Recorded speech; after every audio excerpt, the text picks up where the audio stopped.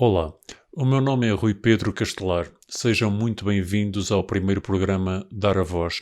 Este é o primeiro programa de uma série onde vos vamos dar a conhecer um dos mais polémicos e originais pensadores portugueses contemporâneos. Soldador metalúrgico, filósofo, poeta, artista plástico, o seu nome é Marco Carlo. Um homem português, um homem de causas, um homem de lutas. Marco Carlo construiu a sua vida e a sua reputação além fronteiras, não porque assim o quis, mas porque assim foi obrigado. Hoje, finalmente, e graças à magia da internet, vamos poder tê-lo aqui connosco, apesar de se encontrar a milhares de quilómetros de distância, num paradeiro incerto por motivos de segurança. Seja bem-vindo ao Dar a Voz, Marco Carlo. Vamos começar por algo que muito me intriga, que é o seu nome. O seu nome é Marco Carlo, com 2 capas, mas sei que no panorama internacional é maioritariamente conhecido como o Elder. Quer explicar-nos o porquê de ser assim? Olha, opa, eu em primeiro lugar, primeiro que tudo, queria-te agradecer a possibilidade de estar aqui contigo, apesar de não estar aí contigo, mas como tu estavas a dizer, graças à magia negra da internet, eu mesmo estando a uma distância formidável de ti e do meu país, estou finalmente, e passados tantos anos, a dar-me a conhecer ao povo português, que é, no fundo, a minha gente, e da qual fui privado durante todo o período da minha maioridade, tanto biológica como intelectual, uma vez que certos poderes instalados me vetaram por completo a exposição pública, isto no âmbito nacional, claro. E porquê, Marco? O que é que realmente se passou para que isso acontecesse? O que se passou, pá, é que eu, não sendo um hominídeo de falinhas mansas, tornei-me desde muito cedo numa voz dissonante e logo num dissidente que representou desde essa altura um risco muito real para os regimes que têm vigorado na minha querida Lusitânia, desde os tempos luciferianos de Aníbal Cavaco Silva, António Guterres e dessa concubina do diabo que é de Durão Barroso, passando pela época circense e de saqueadores como Santana Lopes, Pedro Passos Coelho e especialmente José Sócrates, até o momento atual, com geringonça e sem geringonça, desse Belzebu bonacheirão que é António Costa, não é? Por isso só tenho que te agradecer mais uma vez, pá, muito obrigado mais uma vez por estar aqui contigo, ou melhor, por estar aqui sem ti. Não tenho que agradecer, Marco. Eu é que lhe agradeço por estar aqui. Tudo isso que nos conta marca uma situação verdadeiramente insustentável que nos devia envergonhar enquanto país e que merece, sem margem de dúvida, ser escalpelizada ao longo desta pequena série de conversas que vamos levar a cabo. Mas, se não me levar a mal, eu gostaria de insistir na questão do nome pelo qual é conhecido e reconhecido fora do nosso país. Como é que se passa de Marco Carlo em Portugal para o Elder a nível internacional? O meu nome no bilhete de identidade é Marco Carlo, com 2 capas. Isto porque a minha mãe é portuguesa, mas do lado do meu pai era tudo montenegrinos. Depois, em relação ao Helder, isso deu-se porque eu, quando terminei o ensino técnico profissional de soldador, fui quase imediatamente recrutado por um caça-talentos que foi a Portugal para me ver e que me descobriu, ainda estava eu no ISC, que é o Instituto de Soldadores das Caldas da Rainha, e que me levou para uma das maiores equipas de soldadores a nível mundial, que na altura se situava em Sheffield, no Reino Unido.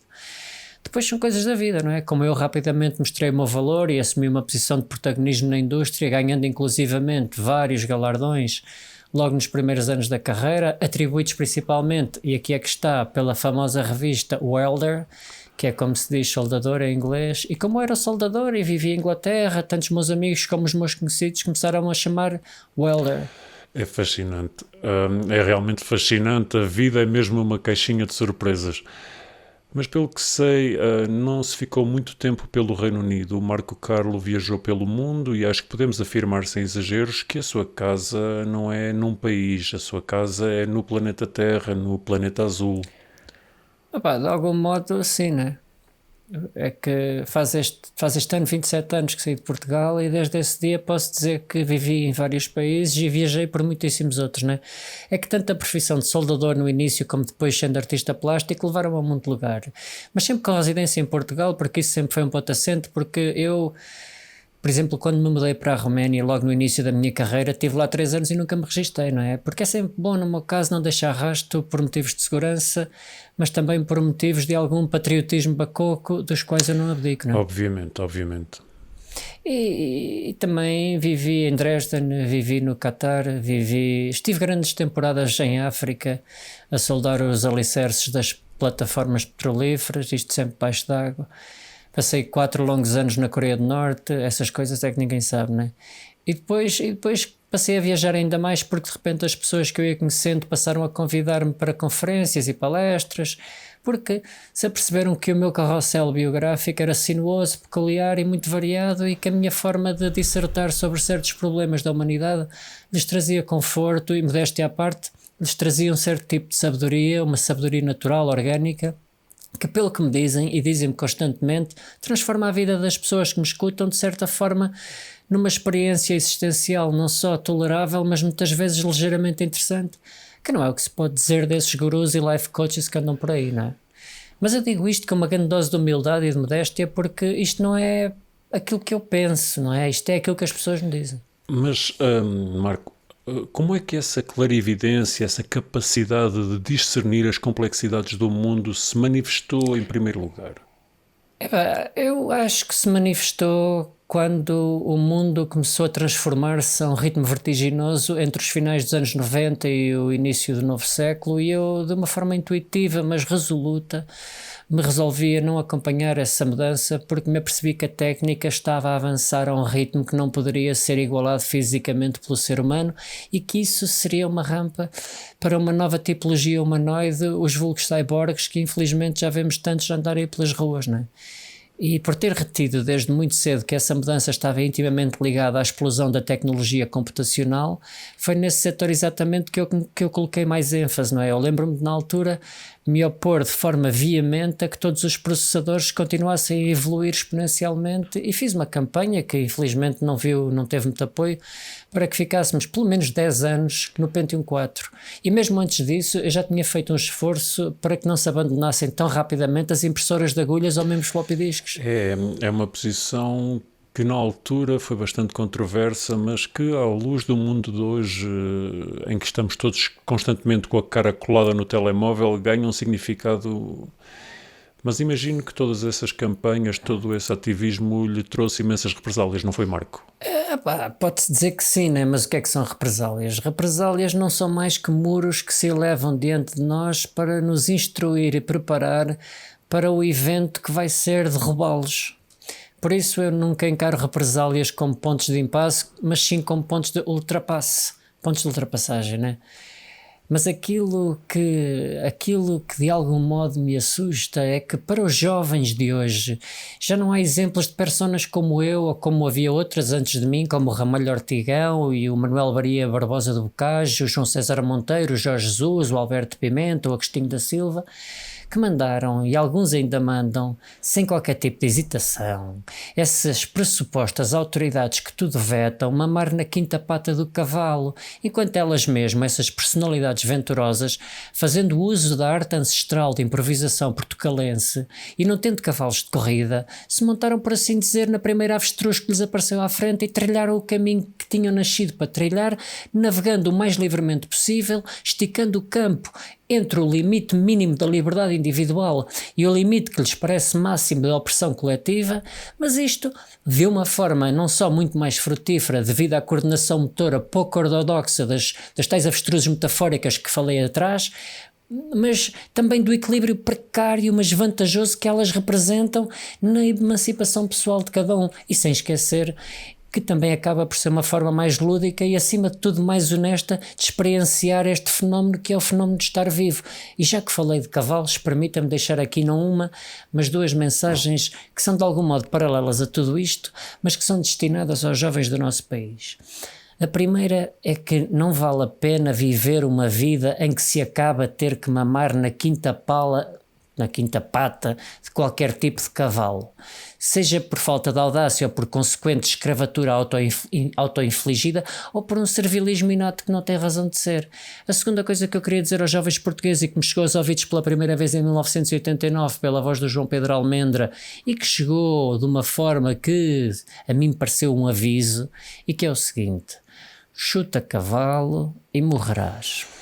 Sem dúvida, Marco, são ótimos conselhos e, para mais, são extraídos da cultura popular que, na sua raiz, nos mostra sempre aquilo de que somos feitos. Exatamente. Mas é que o português por vezes tem comportamentos que, apesar de possuírem uma certa beleza poética, rapidamente se transformam em desvios fatais da sua própria clarividência, não é?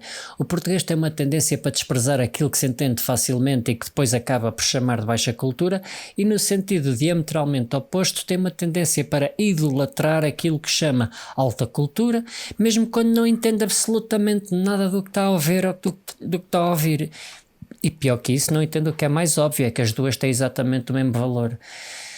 E também não interioriza o facto de que tanto a baixa cultura como a alta cultura têm o bom e o mau dentro de si mesmas, não é? Estuda-se, por exemplo, o cancioneiro geral, que se pode classificar definitivamente de baixa cultura e, pior que isso, de um atrofio espiritual, colocando os miúdos numa situação de dependência pedagógica sem sentido, onde têm que interpretar signos literários de baixíssima frequência, para se irem elevando na ridícula escadaria do ensino institucional. Por isso, Rui Pedro, eu sinceramente... Mas olha, já que estamos a falar de literatura, eu até gostava de fazer um pedido, não sei se é o momento apropriado, mas gostava de, se me fosse permitido, de recitar de memória um poema medíocre na forma, mas vital no conteúdo. É óbvio que sim, é óbvio que sim. Sinceramente, não consigo imaginar melhor forma para terminarmos esta primeira parte desta nossa série de conversas. Quanto a vocês, caros espectadores, obrigado por nos terem acompanhado durante esta primeira emissão do Dar a Voz, que também serviu como uma introdução ao novo canal, o Canal 70, e esperamos muito sinceramente voltar a ver-vos muito em breve.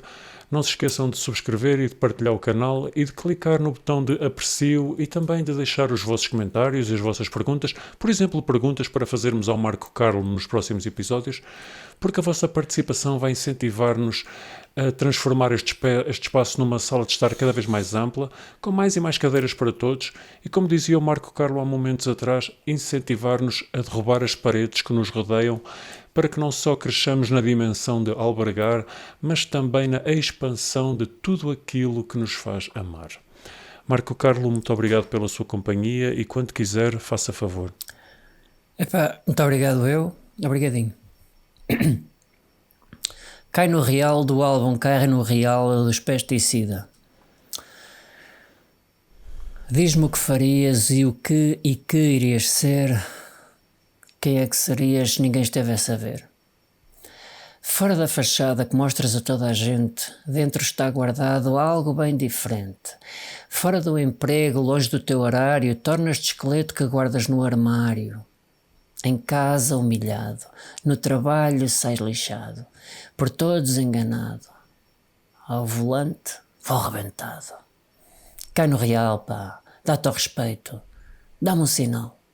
Vê se pões um ponto final. Fora do real, ninguém te diz o que fazer. Fora do normal, não és quem dizes ser.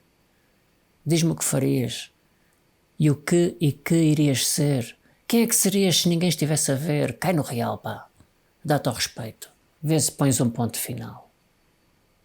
Muito obrigado. Que bonito. Que bonito. Obrigado, Marco. Obrigado a todos. Até à próxima.